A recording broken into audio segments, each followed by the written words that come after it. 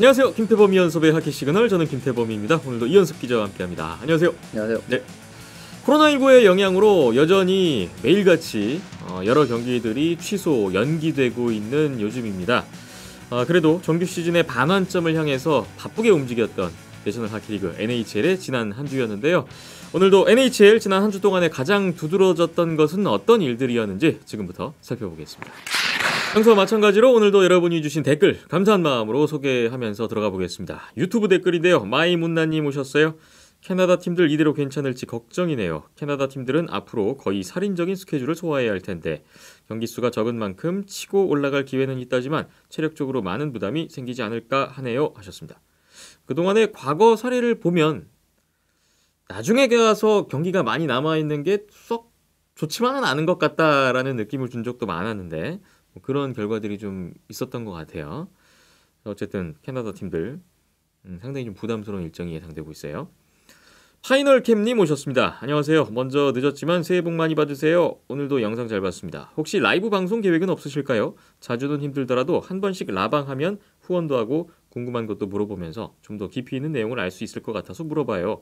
지금 영상만으로도 너무 감사하지만 혹시 라방도 고려해 주세요 하셨는데 온더스포츠님이 박힘찬 PD가 직접 댓글을 달아주셨어요. 비하인더넷 라이브 준비하고 있고 최소 한 달에 한 번 정도 생각을 하고 있습니다. 그리고 NHL하고 KHL 비롯해서 해외 하키 쪽 소식은 이현숙 기자님의 유튜브 채널에서 월요일부터 금요일까지 평일 주 5일 라방을 하고 계시잖아요. 소개 한번 부탁드리겠습니다. 별일 없으면은 야방을 진행하고 있고 일일 정리라는 이제 제목을 달고 진행을 하고 있습니다. 오후 9시부터 보통 시작을 하게 되고요. 물론 이제 좀 불의의 그런 뭔가 일이 생기면 이제 좀 미뤄지거나 아니면 취소되는 경우도 있긴 있는데 대부분 평일 9시에 시작을 하고요. 보통은 그리고 이제 라이브 코멘터리나 이런 것도 일주일에 한 번이나 많으면 2번인데 거의 한 번 정도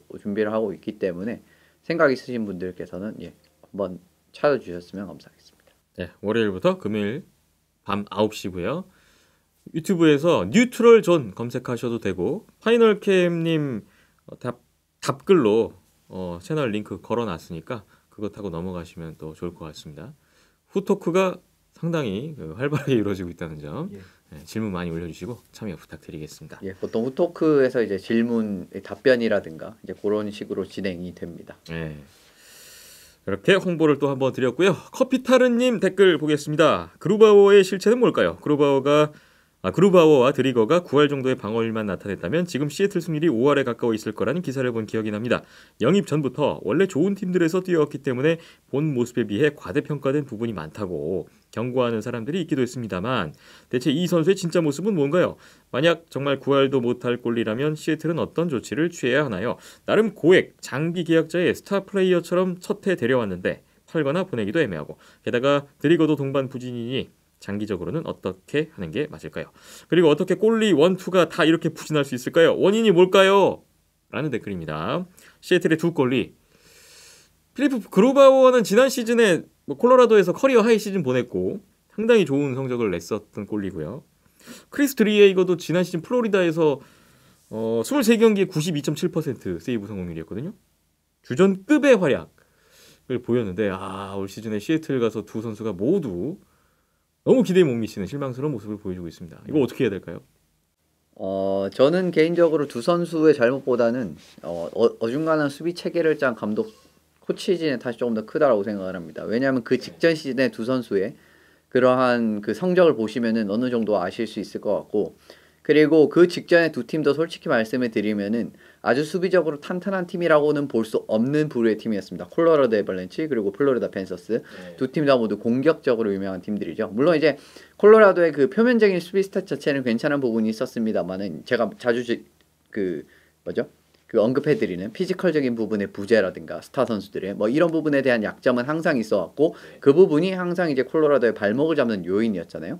이제 그런 부분에서 감안을 해본다면 두 팀 다 그렇게 수비적으로 탄탄한 팀은 아닙니다. 오히려 지금 시애틀에서 수비적인 수비수를 짠 부분이 훨씬 더 지난 두 팀보다는 좋아요. 그럼 결론은 무엇이냐? 감독 코치진이 전술을 잘못 짜고 있다라는 부분으로 귀결되고 있다라는 말씀을 드릴 수가 있고 진작 경기를 살펴보시더라도 골텐더가 이제 그 골리 앞에 있는 수비수들이 골리 앞에 있는 그 선수들을 밀어줘야 되는 부분에서 밀어주지 못한다든지 아니면은 공격수들의 그러한 움직임 같은 부분을 제대로 커버하지 못하는 부분이 많이 나오고 있기 때문에 그런 부분에서 저는 지금 체계로는 이 골텐더들이 활약할 수 없는 체계라고 생각을 하고요. 물론 이제 이러한 과정에서 두 선수도 이제 그 좀 이 성적이 안 좋아지니까 덩달아 좀 이제 그 자신감이 좀 떨어지거나 그런 부분까지도 이제 당연히 같이 올 수 있다라고 보는 부분이기 때문에 저는 1차적으로는 감독 코치진이 일단은 너무도 수비 전술이라든가 전반적으로 수비를 이끌어 나가는 부분에서 앞서 말씀드린 그러한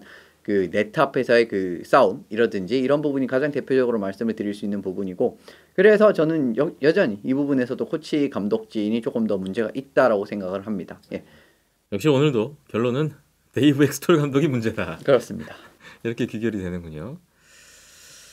커피스타르님 댓글 잘 봤고요. 다음 이봉도님이 하키 시그널 하트 새해 복 많이 받으세요 하셨네요. 예, 새해 인사 감사드립니다. 이봉도님 비롯해서 모든 애청자분들 올 한 해도 건강하시고 또 행복하시길 다시 한번 새해 인사 드립니다. 마지막 댓글 레이님 오셨습니다. 안녕하세요. 기다렸던 16회도 즐겁게 봤습니다. 부분적으로 구성에 변화가 있다고 하셨는데 핫토픽과 연기된 경기 등 리그의 현재 상황에 대한 설명과 분석이 작은 뉴스처럼 들어가 있어서 더욱 흥미롭네요. 늘 좋은 구성이었지만 한층 다채로워진 느낌입니다. 또 부분적으로 내용을 접할 수 있어서 좀 더 가볍고 편안해진 것 같아요.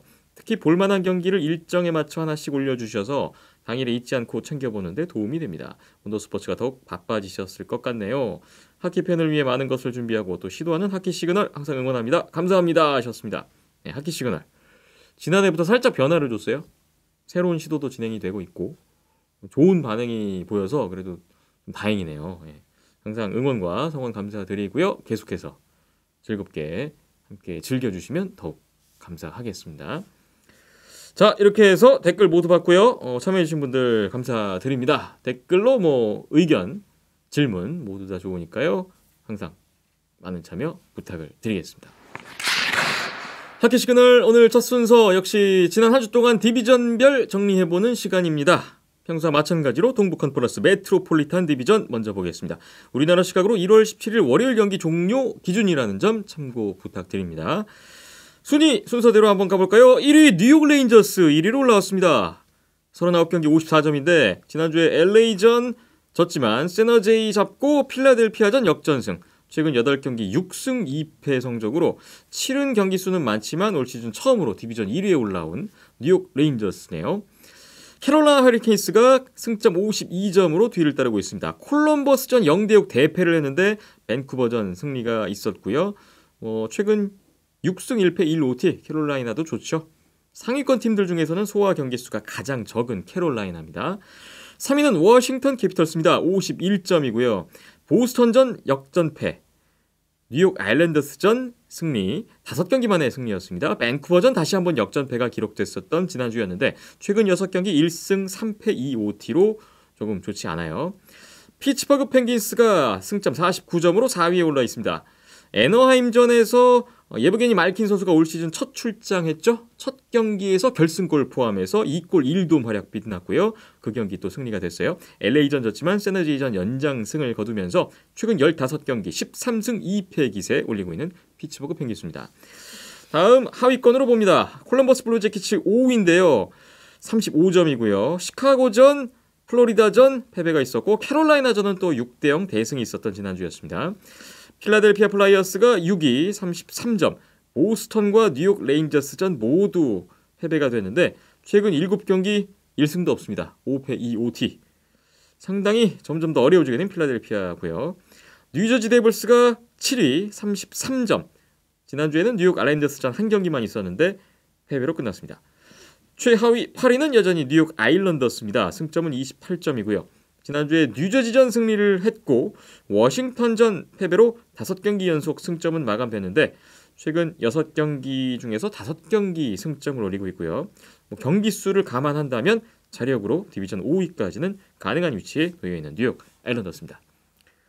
메트로폴리탄 디비전 먼저 8팀 간략하게 지난 한 주 살펴봤는데 자, 1위가 이제 뉴욕 레인저스로 바뀌었다는 점이 일단 가장 눈에 띄고요.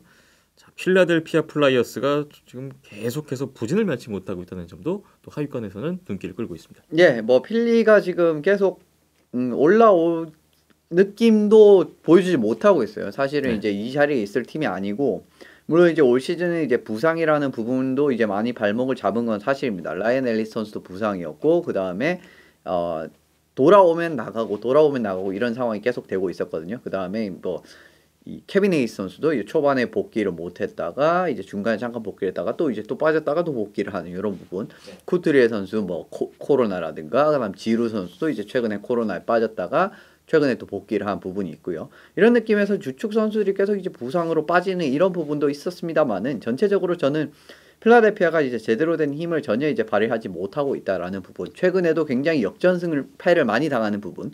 이겨야 되는 경기를 전혀 잡지 못해요. 이제 세나제이전 대표적이었고 레인저스전도 이길 수 있는 경기를 이제 마지막에 또 이제 역전을 당하는 이런 그림 자체가 계속 반복이 되고 있는데 그만큼 지금 필라델피아 수비진 자체가 이제 믿음직하지 못하다라는 부분을 말씀을 드리고 싶고 네. 여전히 그러니까 작년에도 이제 문제 실패적인 부분은 이제 필라델피아 수비진이 이전만큼 이제 경기력을 보이지 못한다라는 부분이었고 작년에는 어떻게 보면은 젊은 선수들 위주로 수비들이 짜져 있었기 때문에 그런 부분에서 약점이 나온다라고 이제 결론을 귀결하는 부분이 있었습니다만은 올 시즌 필라델피아가 다른 선택을 했거든요. 베테랑을 상당히 많이 영입을 하면서 주축 자원들을 많이 이제 그 탈바꿈하는 이런 선택을 했단 말이에요. 물론 이제 라이언 앨리스가 빠진 부분 자체는 정말 이제 크다라고 말씀을 드릴 수가 있는데 이 부분은 이제 뭐 어쩔 수 없다라고 봐도 리스톨라이넨의 영입은 전혀 실효성을 보지 못하고 있고 그리고 뭐 옌들 선수는 이 선수가 왜 플로리다에서 이제 나가게 됐는지 알 수 있게 되는 이런 느낌에서 수비적인 부분. 원래 이제 옌들 선수도 옛날 전성기 때는 굉장히 이제 공수양면으로 뛰어난 선수였지만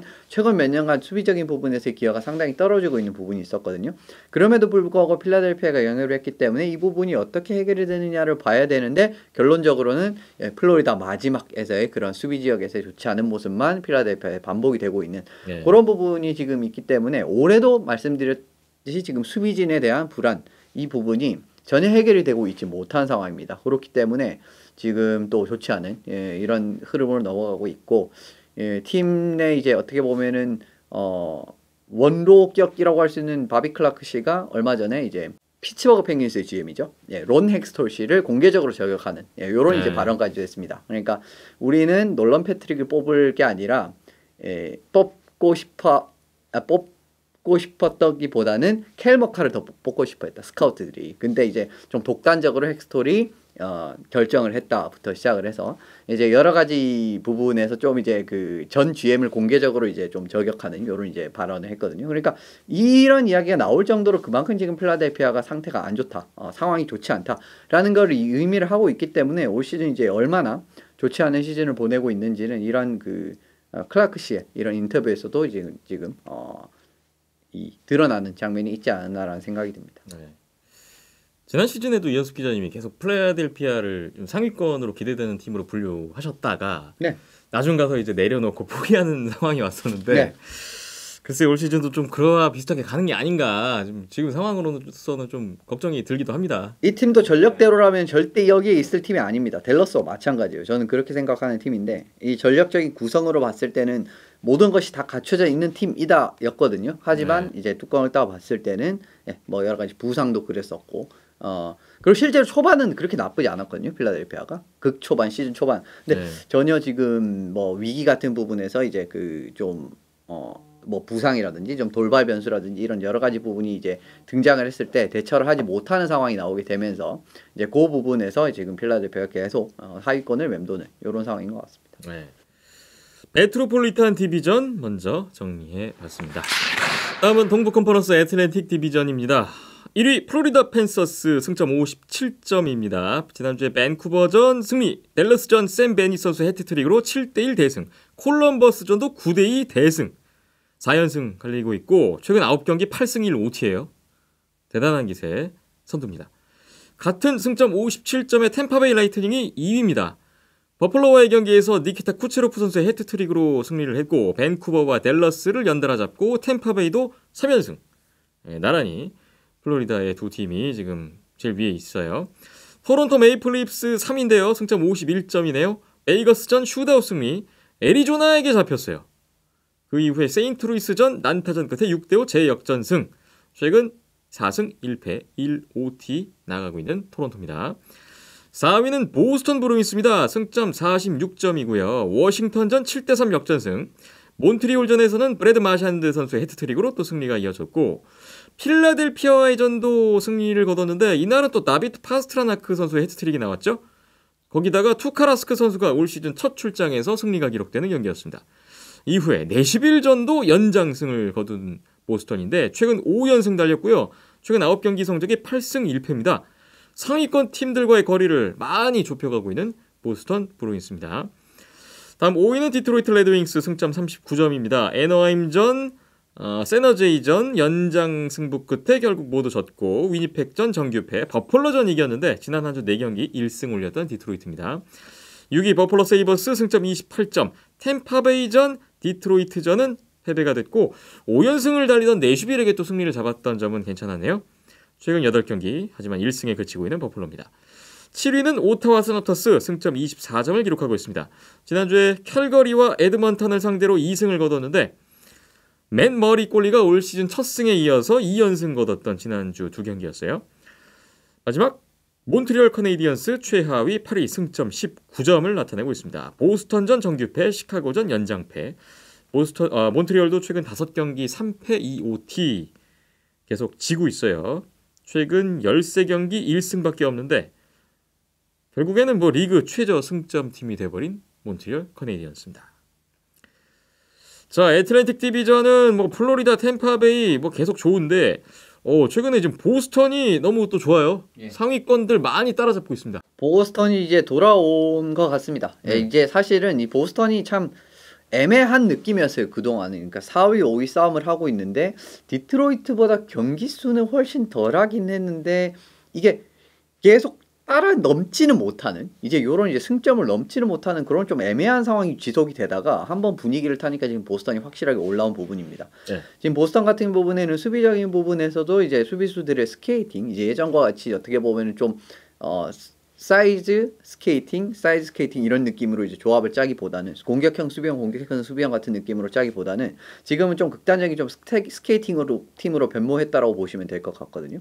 네, 그런 부분에서의 수비적인 부분이라든지 이런 부분에서도 이제 좋은 경기력이 나오고 있고 최근에 이제 그리즐리 선수도 5포인트 활약이 있었습니다. 그리고 공격적인 부분에서도 이제 팀의 이제 핵심이라고 할 수 있는 파스트레아크, 그다음에 마샨트, 베르제로 이런 선수들을 홀까지 지금 이제 1, 2라인이 전방위적으로 활약을 하고 있는데 예전에는 이제 마샨트, 파스트레아크, 그다음에 베르제로 요 이제 그 1라인 하키에서 거의 가장 완벽하다고 불리는 요 1라인을 많이 이제 묶어서 출전을 하다가 최근에는 이제 마샨트랑 베르제로 1라인 그리고 2라인에는 홀이랑 파스트레아크를 분산시키는 이제 선택을 했는데 굉장히 재미를 많이 보고 있습니다. 이런 부분에서 결론적으로 1, 2라인에서 2라인의 크레이치가 지금 빠지게 되면서 이번에 크레이치는 체코 국가대표팀에 선출이 됐던데 그 부분은 여담이고 2라인에 이제 크레이치가 빠지게 되면서 2라인의 힘이 빠지게 된 부분이 문제가 됐었는데 그 부분을 홀이랑 파스트리아크를 묶게 되면서 이제 힘이 완벽하게 이제 다시 이제 회복이 되는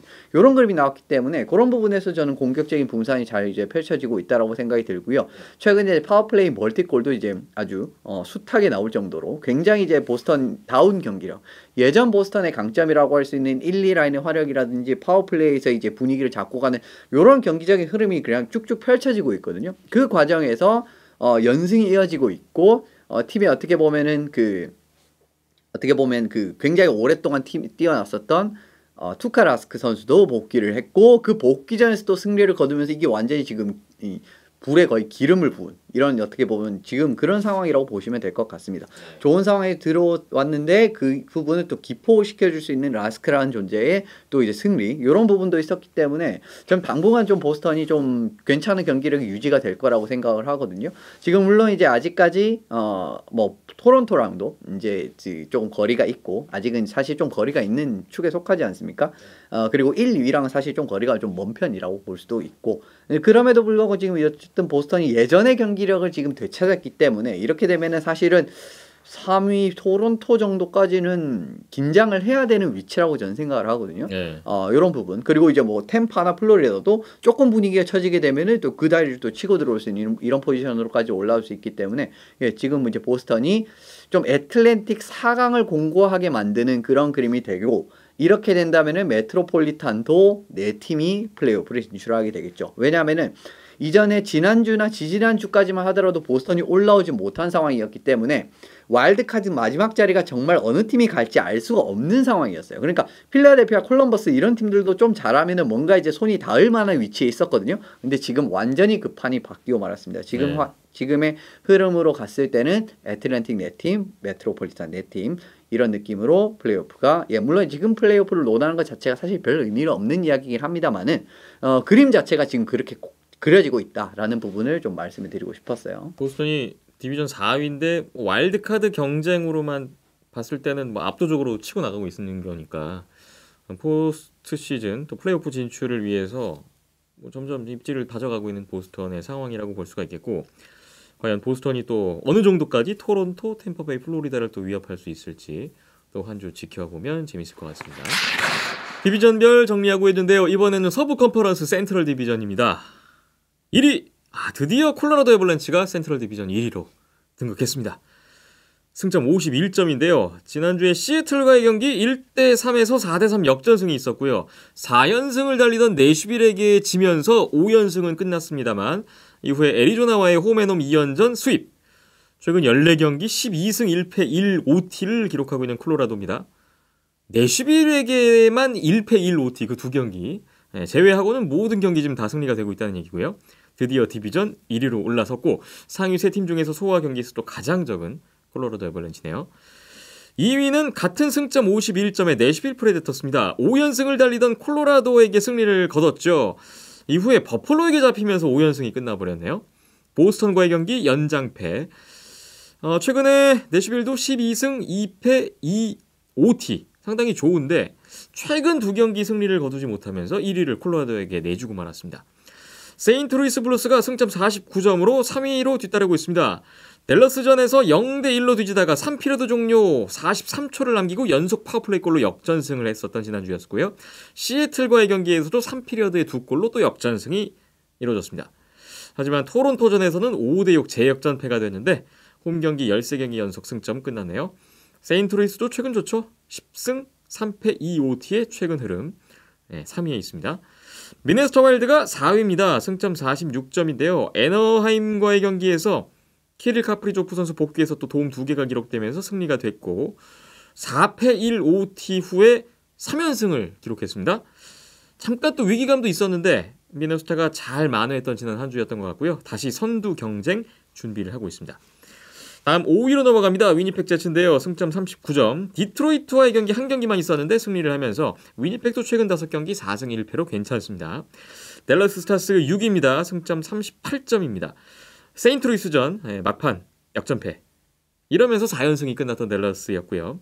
시애틀과의 경기에서는 조 파벨스키 선수의 2골 3돔 활약으로 또 승리가 됐고 하지만 플로리다에게 1대7 대패, 템파베이에게도 패배가 됐죠. 4연승 후에 최근 1승 3패가 기록된 댈러스였습니다. 시카고 블랙호크스 7위입니다. 승점 35점. 콜럼버스, 몬트리올, 애너하임 상대로 모두 승리를 거뒀던 지난주였는데 3패 3OT 6경기 동안 승리를 하지 못하던 시카고가 최근 4연승을 달리고 있습니다. 애리조나 카이오츠는 승점 20점으로 여전히 최하위 8위입니다. 토론토를 잡았죠. 하지만 콜로라도와의 홈앤홈 2연전 1패 1OT를 남겼던 애리조나 카이오츠입니다. 센트럴 디비전 역시 예상했던 대로 콜로라도 애벌랜치가 이제 선두로 올라섰고요. 콜로라도, 내슈빌, 세인트루이스, 미네소타 여기도 지금 이 4강 체제가 상당히 좀 재밌게 계속 흘러가고 있어요. 어떻게 보셨습니까? 예, 아무래도 세인트루이스 상위권 좀 싸움이 치열하게 진행이 되고 있다라는 부분은 큰 그게 변하지 않고 있습니다. 이제 이런 부분을 보실 수가 있고 물론 이제 위니펙 댈러스가 이제 좀 처지는 이런 부분이 있긴 있는데 어쨌든 4강이 뭔가 좀 이제 엎치락뒤치락하는 이런 그림 자체는 시 초반부터 그렇게 크게 다르지 않는 이런 느낌이에요. 이제 그 부분인데 결론적으로 말씀드리고 세인트루이스 블루스가 잘 하고는 있는데 이게 불안불안한 점이 좀 여러 가지 있는 부분을 좀 말씀을 드리고 싶은 게 요 세인트루이스 블루스 같은 경우에는 최근 여러 경기를 보면은 다져도 이상하지 않을 경기를 하긴 했어요. 그러니까, 아슬아슬하죠 경기가 예, 계속. 정말 아슬아슬하고요. 이제 마지막에 뭔가 이상한 그 뭐죠?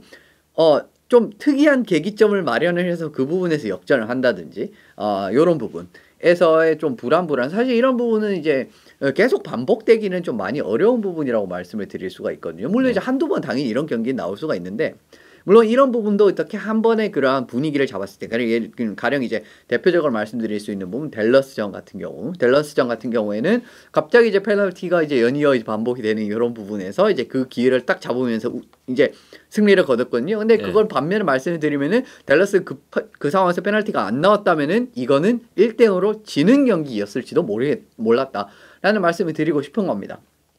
근데 그런 양상이 계속 지금 세인트루이스가 나오고 있어요. 사실 토론토전 같은 경우에도 좀 수월하게 잡았어야 되는 경기였고요. 여러 부분에서 이런 부분이 좀 겹치고 있는 부분이 있는데 좀 불안합니다. 이제 이런 부분. 그리고 지금 비닝턴이 솔직히 말씀드리면 전 제 기대보다 너무 못 미치는 활약을 보여주고 있다라고 생각을 하거든요.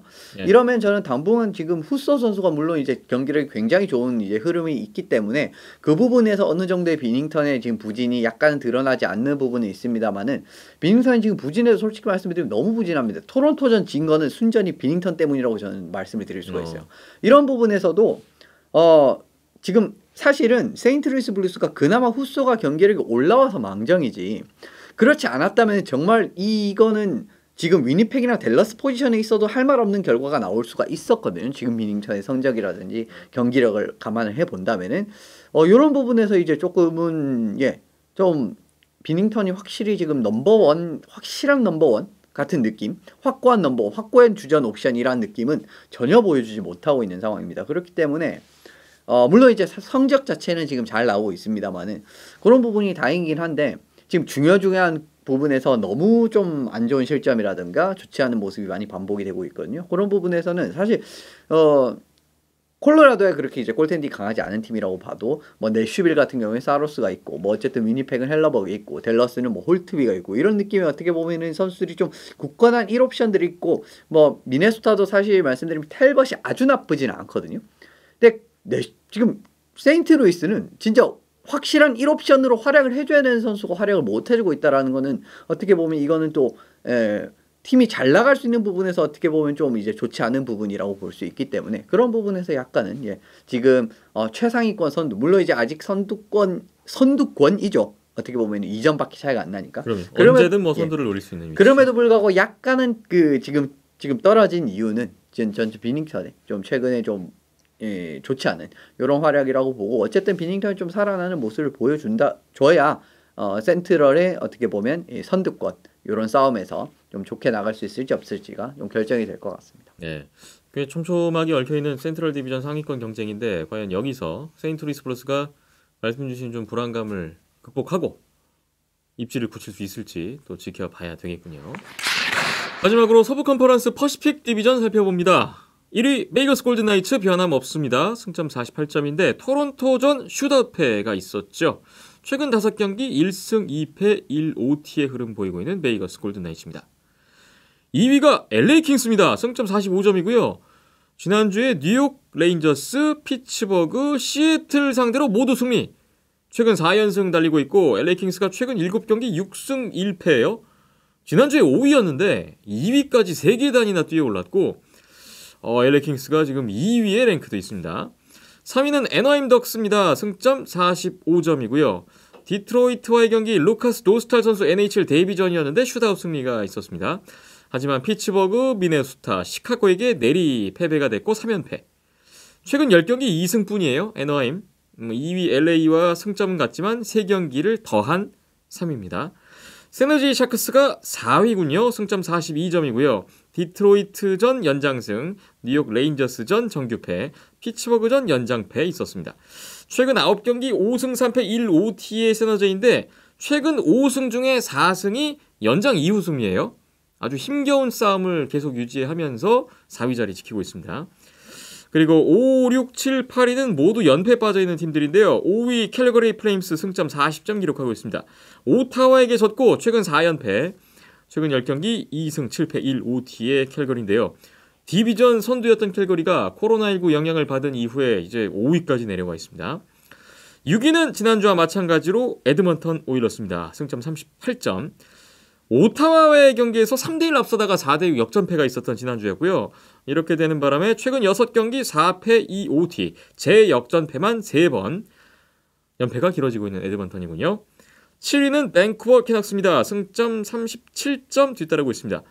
지난주에 플로리다와의 경기 지면서 브루스 부드로 감독 체제 8승 1OT 후에 첫 정규패가 기록됐는데 이후에 템파베이 캐롤라이나전 내리 패배가 됐고요. 하지만 워싱턴전 승리하면서 3연패는 끊었습니다. 역시 좀 강팀들과의 연전에서는 어려웠던 밴쿠버의 지난주였어요. 마지막 8위 최하위 승점 24점의 시애틀 크라켄입니다. 콜로라도와의 경기 2골차 리드 지키지 못하고 역전패. 댈러스 그리고 세인트루이스전도 3피리어드 역전패. LA전도 패배. 다 졌네요 지난주. 최근 9경기 8패 1OT 9경기 동안 승리가 없고요. 리그 최하위를 향해서 빠르게 추락하고 있는 시애틀 크라켄의 또 지난주였습니다.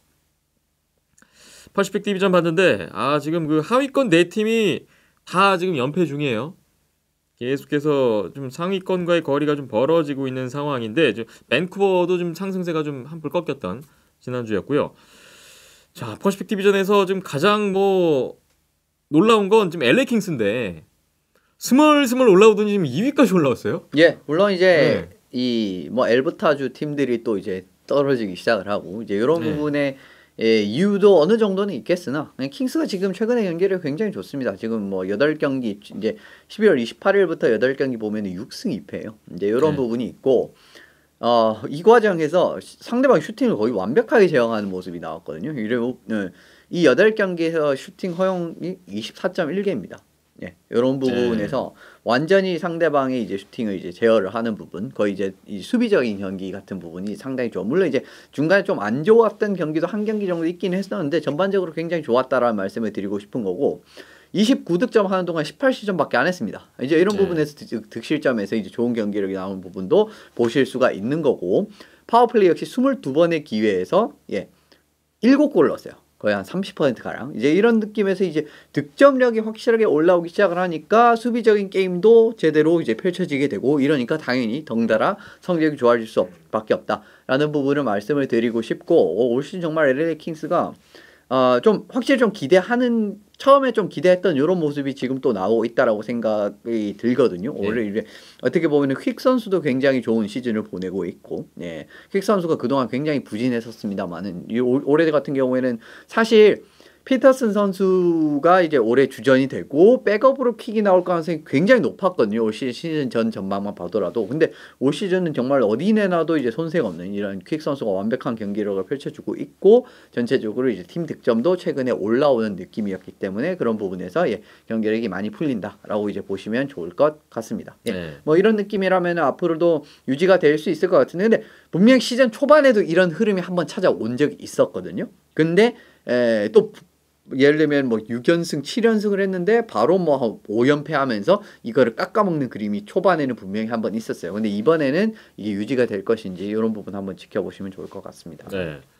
현재 상황으로서는 애너하임이나 샌호제이보다도 치른 경기 수가 적은데 베이거스와도 별 차이가 없는 셈이잖아요. 베이거스랑도 지금 해볼만한 위치입니다. 사실 애너하임 같은 경우에 지금 이제 조금씩 떨어지는 흐름새가 나오고 있거든요. 약간 이제 그 초반에 이제 그 완벽하게 불이 붙었던 그런 부분에 좀 약간이 이 경기력이 떨어지는 모습이 나오고 있는데, 지금 LA 같은 경우에는 이제 그 반면에 좀 올라가는 부분이 있기 때문에 그 과정에서 지금 위치가 바뀌었다라고 보시면 될 것 같고, 만약에 다음 경기까지 승리를 한다면은 48대 47이에요, 승점이.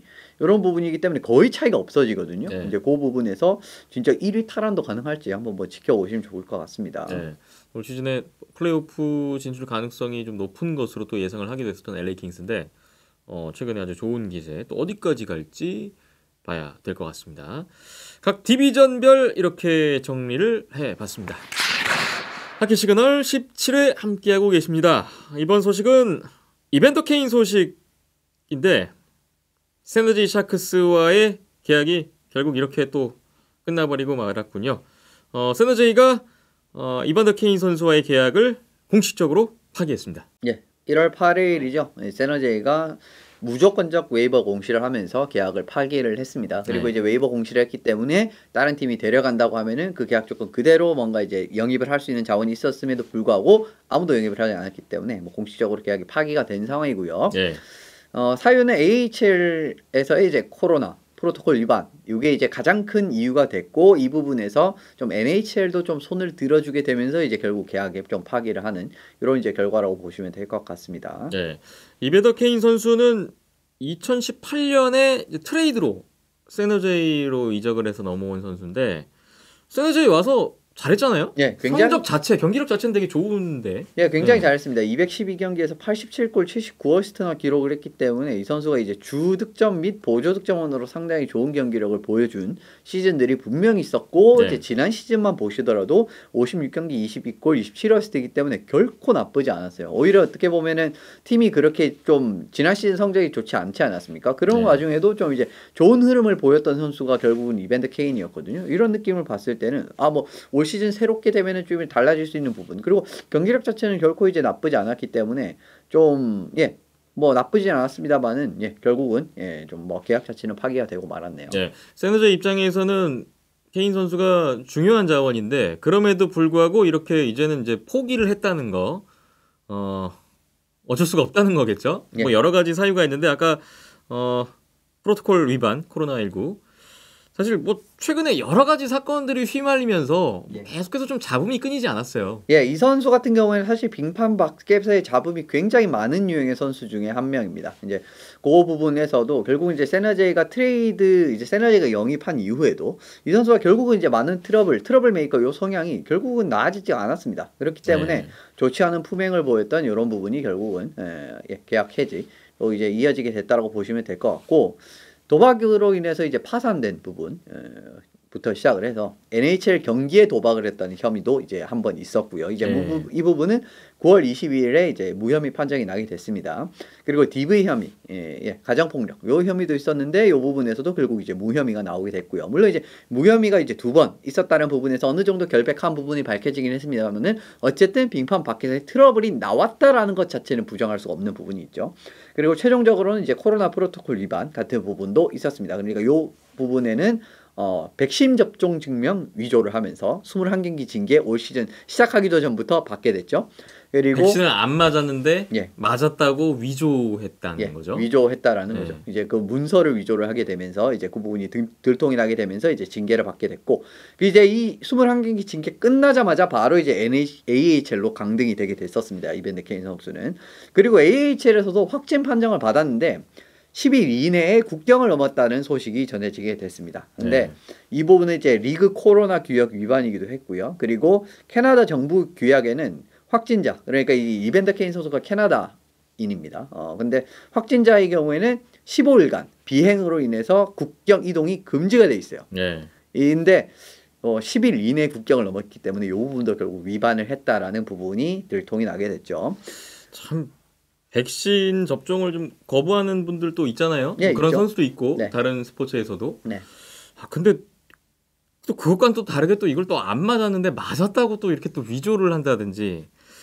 자, 확진 받았는데 또 그게 빠른 시일 안에 또 국경을 넘어가면서 그러니까 계속 이런 위법적인 행동이 이어졌다는 게 사실 좀 쉽게 이해가 되진 않는데 굳이 이렇게까지 뭐 이런 생각도 좀 들기도 하고요. 이러니까 결국은 이제 NHL조차 이제 그 샌더제이 이제 구단의 손을 이제 어떻게 보면 그 결정에 힘을 실어주는 이런 요인이 됐다라는 이야기가 있었거든요. 이제 그런 부분도 이제 여러 가지 이런 트러블 메이커 성향이 또 이제 발현이 된 부분이라고 저는 생각을 합니다. 자, 그러면 이밴더 케인 선수가 샌더제이와는 끝났고 앞으로 이제 선수 생활의 행보도 좀 궁금해지거든요. 거치가 어떻게 될 것인가? 어떻게 좀 전망하고 계세요? 그래도 여전히 이제 득점원으로 활용이 될 여지가 있는 선수거든요. 직전 시즌에 못한 것도 아니고요. 만약에 직전 시즌 막 못하고 계속 이제 성적이 떨어지는 흐름이 나왔다고 하면은 아마 이밴더 케인 선수를 아무도 이제 영입을 하고 싶어 하는 그런 움직임이 없을 겁니다. 그런데 지금 어쨌든 계약이 파기된 상황이고 새롭게 계약을 해야 되는 상황이잖아요. 이렇게 되면은 보통 이제 또 이제 이런 트러블이 있었던 선수들은 가치보다 조금 확실히 낮은 금액에 계약을 하는 케이스가 굉장히 많습니다. 예. 이런 부분에서도 생각을 해볼 수가 있고요. 그렇기 때문에 이 계약 파기 이후에는 좀 이제 좀 눈독을 들이는 팀들이 생겼다라는 이제 이런 뉴스들이 좀 나오기도 했었습니다. 직전 시즌에 좀 또 좋은 모습을 보여주고 있었기 때문에 좀 많은 이제 연결이 될 수 있는 상황이라고 할 수 있을 것 같고요. 케인의 뭐 접촉한 구단도 있었다라고 합니다. 뭐 이제 그 뭐 에이전트랑 이제 좀 심도 있는 대화를 한 팀, 그 팀이 이제 에드먼턴 오일러스인데 현 시점에서는 이제 여러 가지의 이제 그런 소스에서 에드먼턴이랑 계약이 임박했다. 거의 뭐 확정인데 발표만 안 하고 있다. 지금 뭐 계약 금액도 이 정도다라는 것까지도 지금 나와 있습니다. 그러니까 공식적으로 공표는 되지 않았습니다만은 그렇기 때문에 좀 추이를 지켜볼 만한 하긴 한데 물론 지금 또 이제 에드먼턴이 이러한 좀 비난을 감수하고도까지 영입할 만한 상황이 되지 않았습니까? 지금 팀 성적이 워낙 안 좋아진 상황이기 때문에 그런 부분에서도 뭔가 이제 좀 분위기를 바꾸기 위한 뭔가 카드로서 케인을 선택할 가능성도 저는 없지 않다고 봅니다. 그렇기 때문에 지금 현 시점에서는 에드먼턴이 될 가능성은 높지만 뭐 당연히 이제 FA이기 때문에 어느 팀과도 지금 계약을 할 수 있기 때문에 뭐 추이를 일단 한번 지켜보시는 게 좋을 것 같네요. 그렇다면 에드먼턴 오일러스와 이벤더 케인은 서로 좀 잘 맞을 거라고 보세요? 일단 기본적으로 톱6에 그렇게 믿을 만한 자원이 없다라고 저는 생각을 한 것 같습니다. 에드먼턴이. 이제 기본적으로 이제 좋은 선수들이 없는 건 아닌데 지금 당장 누전트 홉킨스 빠지자마자 뭔가 톱6가 안 돌아가는 흐름이 나오게 됐고 만약에 이벤더 케인이 들어와가지고 2라인에 1, 2라인에 어떻게 보면 윙어로 제대로 자리를 잡게 된다면은 누전트 홉킨스 3라인 센터로 쓸 수 있는 가능성까지도 어떻게 보면 라인업의 다양성을 꾀하는 측면에서도 저는 나쁜 카드라고 보지는 않거든요. 근데 과연 이게 어떻게 보면은 좀 비난을 좀 이 감수하고 하면서까지 내려야 되는 판단이잖아요. 그 이후에 또 시한폭탄이고. 그렇죠. 이제 그렇게 할 만한 가치가 있는지는 솔직히 말씀드리면은 잘 모르겠기 때문에 약간 좀 패닉바이 성향이 짙은 영입이지 않나라는 개인적인 생각이 있습니다. 자, 이벤더 케인 선수가 과연 뭐 에드먼턴과 새로 계약을 하게 될지 좀 추이는 지켜봐야 될 것 같고요. 자, 지난 한 주간 뭐 여러 가지 뉴스가 있었습니다만 이벤더 케인 선수의 그 계약 파기 소식 오늘 먼저 전해드렸습니다. 네, 다음은 NHL 올스타 명단 발표 소식입니다. 각 디비전별로 이제 올스타 선정이 돼서 지난주에 발표가 있었는데 NHL 사무국에 발표가 있었습니다. 하지만 아직 끝나진 않았죠? 라스트 보트라고 해서 이제 마지막 한 명 들어갈 선수를 뽑는데 이제 이거는 17일 현지 시간 18일까지 우리 시각으로 18일까지로 알고 있고요. 마지막 한 명 디비전별로 이제 마지막 한 명씩을 더 이제 추가를 이제 팬투표로 추가를 하는 이런 그림이라고 할 수 있고 이 팬투표로 이제 주장들은 다 결정이 된 상황입니다. 그런 부분이 있습니다. 메트로폴리탄 디비전은 캐롤라이나의 로드 브린담으로 감독이 지휘를 하겠고 워싱턴의 알렉산드로 오베치킨 선수가 주장을 맡게 됐어요. 뭐 이번 올스타 명단 보면 각 디비전별로 모두 뭐 충분히 뽑힐만한 선수들이 뽑혔다 이런 느낌을 주는 선수들이 뭐 거의 대부분 이루어져 있는데 일단 메트로폴리탄 디비전 어떻게 평가하십니까? 저는 전반적으로는 뽑힐만한 선수들이 다 뽑혔다라고 생각을 하는데 메트로폴리탄 디비전 같은 경우에는 제가 개인적으로는 뉴욕 레인저스의 크라이더 선수 대신에 시에스토르킨 선수를 뽑았으면 했고요. 그 다음에 피츠버그 펭귄스의 트리스턴 자리 선수가 선정이 됐는데 이 자리에 크로스비가 들어갔으면 훨씬 더 괜찮은 조합이 나오지 않았을까라는 생각이 듭니다. 물론 이제 라스맨 보트에서 이제 조금 이제 다른 선수가 들어올 가능성도 있습니다. 물론 이제 자리 선수의 올 시즌 활약 자체 굉장히 좋긴 하거든요. 그래도 크로즈비가 들어오고 올 시즌 또 이제 시에스토르킨 선수 활약이 굉장히 좋기 때문에 크라이더 대신에 시에스토르킨 들어오는 부분도 이제 물론 이제 시에스토르킨 선수 같은 경우에는 뭔가 이제 부상이라든가 최근에 이제 코로나 명단에 올라가는 뭐 그런 부분도 어느 정도는 이제 영향이 있었을지는 모르겠지만 올 시즌 시에스토르킨 선수의 이 레인저스의 활약 자체는 진짜 대단하거든요. 그런데도 불구하고 이게 사무국에 선정 안 했다라는 부분 자체는 조금은 이야기가 뭐 사실 올스타전이기 때문에 그렇게 큰 의미는 없습니다만은 진짜 이제 실력대로 뽑으면 솔직히 말씀드리면 저는 시에스토르킨이 들어갔어야 됐다라는 생각이 듭니다. 그리고 감독 같은 경우에는 이제 1월 10일 성적 기준으로 이제 승점 획득률이 가장 높은 팀의 감독이 선정이 되는 거기 때문에 이건 뭐 객관적인 지표이기 때문에 뭐 태클 걸 거 없이 그냥 뭐 깔끔하게 이루어지면 될 것 같아요. 애틀랜틱 디비전 한번 볼까요? 여기는 플로리다의 앤드류 브루네트 감독인데 토론토의 오스턴 매시우스 선수가 또 주장을 달게 됐군요. 말씀 주신 대로 1월 10일 기준 1위 팀 감독이 애틀랜틱 디비전 감독이 된다는 점. 뭐 그렇기 때문에 이제 플로리다 감독이 바뀌었지만 브루네트 감독이 일단 이 디비전을 맡게 됐고요.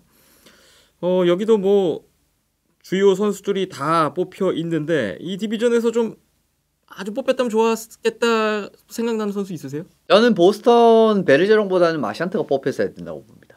예. 브렛 마샨트. 예. 1차적 물론 이제 라스트맨 보트에서 이 선수도 당연히 뽑힐 가능성이 있습니다만은 사실 올 시즌 가장 꾸준하게 보스턴 내에서 활약해줬던 선수가 이 마샨트거든요.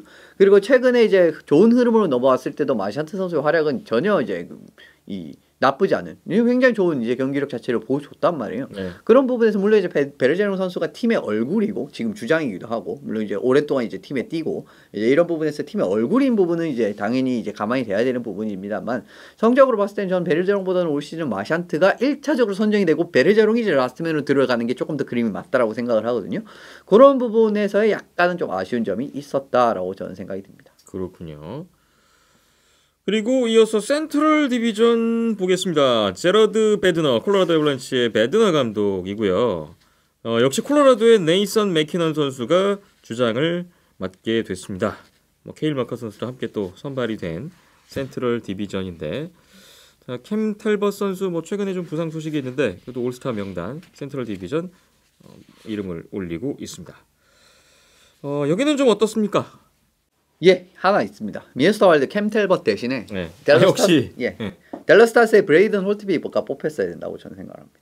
예. 어떤 이유에서 좀 그렇게 보세요? 올 시즌 브레이든 홀트비 선수 같은 경우에는 사실 스토리적인 부분도 충분히 있어요. 이 선수가 이제 그 직전 시즌에 바이아웃이 된 이후에 새로운 팀으로 들어오게 됐는데 올 시즌 정말 잘해주고 있거든요, 댈러스에서. 네. 근데 텔벗 선수는 경기력적인 측면에서 아주 그렇게 완벽한 넘버원 골리의 모습을 미네소타에서 그렇게 크게 잘 보여주지 못하고 있습니다. 하지만 홀트비 선수 같은 경우에는 어떻게 보면은 거의 주전급의 모습 같은 부분이라든가 지난 시즌 이제 끝나고 난 다음에 바이아웃이라는 이런 스토리라인도 있는데 굳이 왜 텔벗이 들어갔는지는 솔직히 말씀드리면 잘 이해가 안 돼요. 왜냐면은 이미 미네소타에는 카프리조프가 뽑혀 있거든요. 네. 굳이 두 명을 뽑을 이유가 없었어요. 그런데 지금 이런 모습이 나왔다라는 건 저는 개인적으로 조금은 아쉬운 부분은 있습니다. 텔벗보다는 그래도 저는 물론 헬라벗 같은 경우는 올 시즌 좀 부진하기 때문에 그런 부분에 좀 안 뽑는 건 어쩔 수 없다라고 생각을 합니다만은 저는 당연히 올 시즌 스탯만 이제 그 성적만을 봤을 때는 텔벗보다는 홀트비가 훨씬 더 나은 활약을 했다라고 생각을 하고 그렇기 때문에 이 자리는 텔벗 대신에 홀트비가 뽑히는 게 조금 더 그림이 낫지 않았을까라는 생각이 드네요. 비닝턴을 뽑기는 좀 그러니까. 네. 예, 그거는 안 되죠. 예.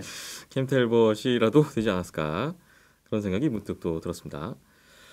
마지막 퍼시픽 디비전입니다. 베이거스의 피트 드보 감독이 맡게 됐고요. 역시나 에드먼턴의 코너 맥데이비드, 레온 드라이자이틀 있습니다. 맥데이비드 선수가 주장이군요. 자, 여기는 이제 골문은 대처 댐프와 존 깁슨이 또 선발된 걸 볼 수 있는데 퍼시픽 디비전은 어떻게 평가하세요?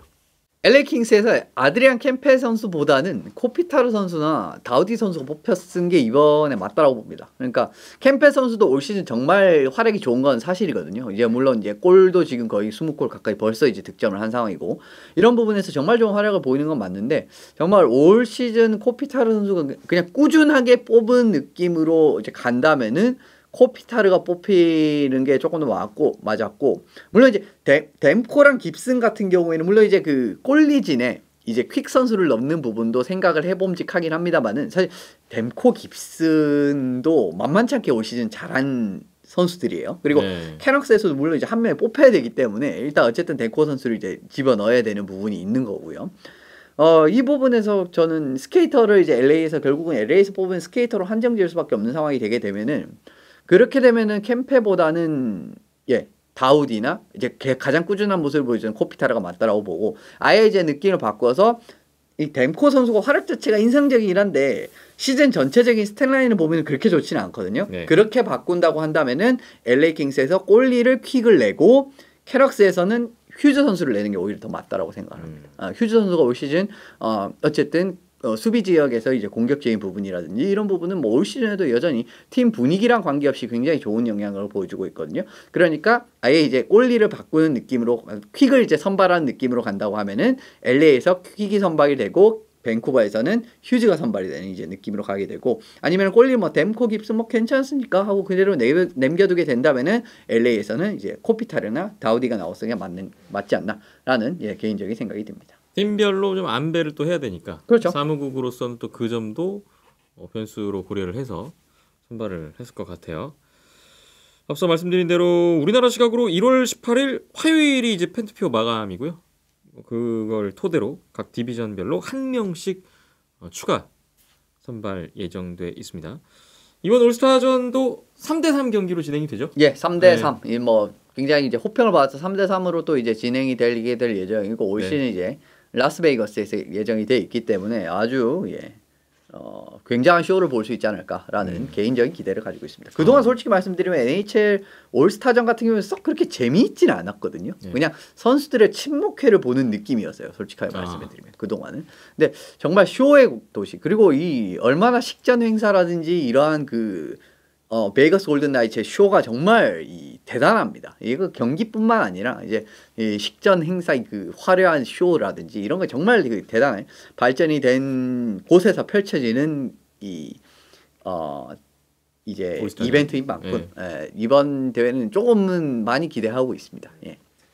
베이거스에서 펼쳐지는 올스타전 많은 기대를 하셔도 좋을 것 같고요. 그에 걸맞는 올스타전이 되기를 또 기원해 보겠습니다. 다가올 한 주에 어떤 경기들이 있는지 주간 매치업 프리뷰해 드리겠습니다. 1월 19일 수요일 오전 11시입니다. 플로리다 팬서스 대 캘거리 플레임스입니다.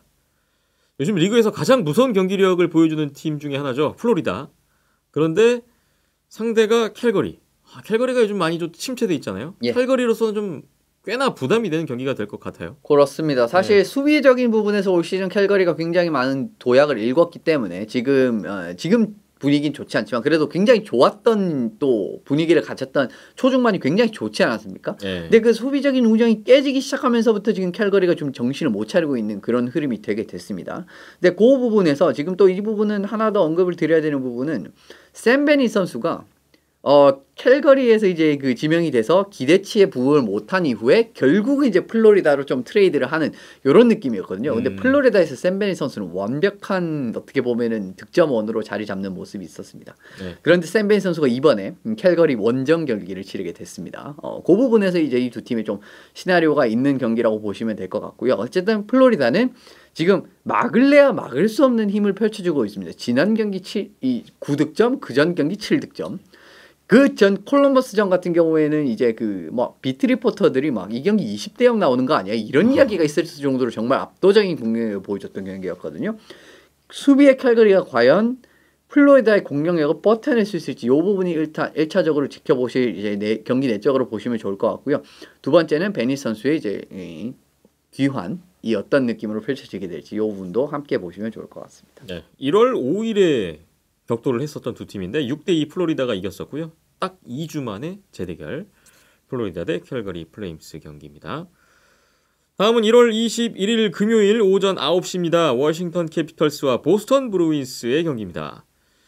최근 주춤하고 있는 워싱턴이 이 상승세의 보스턴을 막을 수 있을까? 예. 좀 이 점이 좀 궁금해지는데요. 예, 물론 이제 얼마 전에 결과가 또 있었지 않습니까? 두 팀 같은 경우에는 지난주였잖아요. 예, 바로 이제 경기가 또 있었기 때문에 그 부분에서 뭐 워싱턴 입장에서 뭐 리벤지 매치 같은 느낌이 들기는 하겠습니다만은 7대3 보스턴의 승리가 지난주에 있었어요. 그렇습니다. 워싱턴 입장에서 뭐 그전 직전 경기가 워낙 대패였기 때문에 이 부분에 좀 이제 오명을 짚고 싶은 부분이 있고 워싱턴의 경기를 보면은 정말 잘하긴 하거든요. 근데 최근 들어보면 너무 결과가 안 나옵니다. 사실 오늘 이제 밴쿠버전 같은 경우에도 경기력이 그렇게 나쁘진 않았는데 한 번 뭔가 정신을 못 차리고 한 번 파워플레이 한 두어 번 내게 그냥 거기서 이제 이 정신줄을 놔버려서 여기서 실점이 나게 되고 이런 느낌에서 워싱턴은 어떤 피리어드를 보면 이 팀은 진짜 이길 수가 없는데 어떤 피리어드를 보면 이 팀은 진짜 아무 팀도 이길 수 없을 것 같은 경기를 보여주고 있는 팀이에요 최근에. 근데 이런 부분에서 결국 이제 발목을 잡는 경기가 오늘 또 나오게 됐고, 지금 모싱턴 같은 경우는 잘하는 경기도 지고 못하는 경기도 지는 진짜 진퇴양난의 상황이라고 볼 수 있을 것 같고, 보스턴은 지금 뭐 안 되는 게 없죠. 뭐 파워플레이 1, 2라인도 폭발적이고 수비적인 이제 뭐 기어라든지 스케이팅을 활용한 수비력이라든지 이런 부분에서도 그렇고, 돌아온 라스크가 활약을 해준다든지 모든 부분에서 지금 보스턴은 잘 풀리는 모습을 보여주고 있기 때문에 네. 예. 좀 상반된 분위기의 두 팀이 직접 대결하는 걸 한번 지켜보시면 좋을 것 같습니다. 네. 다음 경기 보겠습니다. 1월 22일 토요일 오전 9시입니다. 뉴욕 레인저스와 캐롤라이나 허리케인스가 만납니다. 메트로폴리탄 디비전 선두 경쟁하고 있는 두 팀의 직접적인 맞대결, 올 시즌 첫 대결을 갖게 되는 두 팀이 되겠네요. 예, 이 두 팀이 지금 와서 첫 대결인 게 좀 놀랍긴 한데 어쨌든 첫 대결이고요. 레인저스 같은 경우에는 아무래도 셰스트킨 선수가 이 경기에 나와서 그 분전을 해줘야 되는 게 1차적인 그 승리의 원인 이유가 될 수 있는 부분이지 않나라는 생각이 듭니다. 승리하기 위해서는 셰스트킨의 무조건 분전이 필요하다라고 생각이 들고, 캐롤라이나 같은 경우에는 일단 전력적인 부분에서 훨씬 더 이제 좋은 팀이 사실이고 더 완성된 팀인 거는 분명해요. 이제 그런데 캐롤라이나도 가끔 보면은 정말 이 느슨한 플레이가 이어지면서 최근 그러한 경기력에서 좀 불리하게 시작을 하는 느낌이라든지 이런 이제 흐름이 많았거든요. 근데 레인저스도 폭발력이 있는 팀이기 때문에 이런 여지를 보여주게 된다면 충분히 이제 물 수 있는 힘을 가집니다. 그렇게 리드를 갖게 되고 리드를 가진 상황에서 셰스토르킨이 분전을 하게 돼서 실점이 생각보다 나오지 않게 되면 레인저스가 의외로 이제 경기를 좀 잘 잡게 갈 수 있는 이런 이제 경기가 펼쳐질 가능성도 있는 매치업이거든요. 그리고 레인저스 입장에서 조금 더 동기부여가 돼야 되는 부분은 경기 수에서 밀리는 상황이기 때문에 실질적인 1위는 아직까지 캐롤라이나인 것 같아요. 저는 이제 그 부분에서 레인저스가 과연 좀 더 동기부여된 상황에서 이제 이 경기를 무조건 이겨야 어떻게 보면은 우위에 설 수, 그나마 이제 좀 더 유리해지는 상황이 나올 수가 있거든요. 그 부분을 좀 지켜보시면 좋을 것 같습니다. 네, 상당히 그 결과가 중요할 것 같습니다. 마지막으로 1월 23일 일요일 오후 12시 경기입니다. 캘거리 플레임스 대 에드먼턴 오일러스. 이 두 팀은 동병상련인 것 같아요. 저는 퍼시픽 디비전 선두 경쟁을 했었던 두 팀인데 현재 두 팀이 5위, 6위입니다. 점점 멀어지는 베이거스인데 이 반등이 시급한 두 팀이 또 피할 수 없는 대결을 하게 됐네요. 그나마 지금 최근에 밴쿠버가 조금 원정에서 강팀에게 져서 망정이지, 이 두 팀은 밴쿠버보다도 아래에 있을 가능성이 있었던 팀들이에요. 지금 상황에서는. 이거 정말 생각하기 힘든 상황이라고 말씀을 드릴 수가 있는데, 지금 엘드와타 두 팀의 상태가 말이 아니게 좋지 않고요. 서로가 서로를 잡아야 뭔가 올라갈 수 있는 상황입니다. 여기도 어떻게 보면은 세인트루이스 내슈빌이랑 비슷한 상황이라고 뭐 보라고 하면 볼 수가 있는데, 여기는 밑에서 올라가기 위한 사투고 저쪽은 한 계단 그냥 더 올라가느니 마느니 거기이기 때문에 처절함으로써는 이쪽이 더 크다라고 생각을 하고요. 진짜 특정 시점에는 이 두 팀이 진짜 1, 2위를 뭔가 하니 많이 하는 상황이 있었는데, 지금은 이제 플레이오프 가니 많이 뭔가 이런 상황이 됐거든요.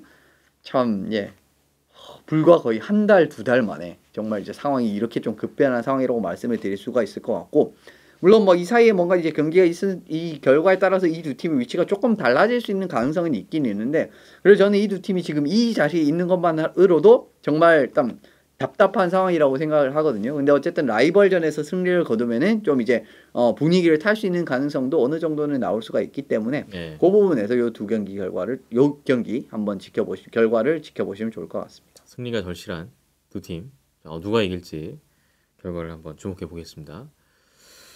자, 하키 시그널 17회 오늘 여기까지입니다. 계속해서 댓글 창구는 열려 있으니까 참여를 부탁드리겠고요. 좋아요, 구독, 알림 설정까지, 후원까지 해주시면 더욱 감사하겠습니다. 한 주 재미있게 또 하키 즐기시고요. 저희는 다음 주에 돌아오겠습니다. 함께 해주신 여러분 고맙습니다.